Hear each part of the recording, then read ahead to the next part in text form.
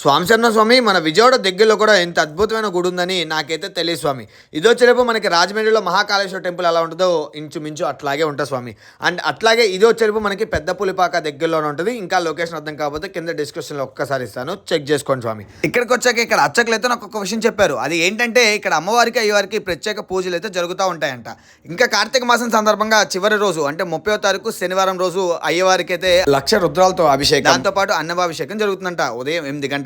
అలాగే తర్వాత రోజు అంటే 1 డిసెంబర్ కార్తీక మాసం ఆదివారం అమావాస్య సందర్భంగా ఇక్కడ అమ్మవారికి అయ్యవారికి ప్రత్యేక పూజలు అయితే జరుగుతాయి. అందులో భాగంగానే అమ్మవారికి వచ్చేలేపు చండీ యాగం అండ్ దాంతో పాటు పంచామృతం అభిషేకం అయితే జరుగుతుంది. ఇంకా అయ్యవారికి అయితే 1,00,000 రుద్రాభిషేకం అయితే జరుగుతుంది. అండ్ అట్లాగే సాయంత్రం 5 గంటలకి 1000 కేజీల తెల్ల నువ్వులతో స్వామివారికి అయితే అభిషేకం జరుగుతుంది. ఇంకా ఇక్కడ ఏమేమి జరుగుతుంది అనేది క్లియర్ గా డిస్క్రిప్షన్ లో అయితే మెన్షన్ చేశాను, ఒక్కసారి చెక్ చేసుకో స్వామి. అండ్ అట్లాగే మీ ఫ్రెండ్స్ లో కానీ ఫ్యామిలీ మెంబర్స్ లో కానీ ఒక్కసారి ఈ టెంపుల్ కి ఎవరైనా విజిట్ అవుతే ఎలా అనిపించింది అంటే కామెంట్ చేయి. అండ్ అట్లాగే ఒక లైక్ కొట్టు, అలాగే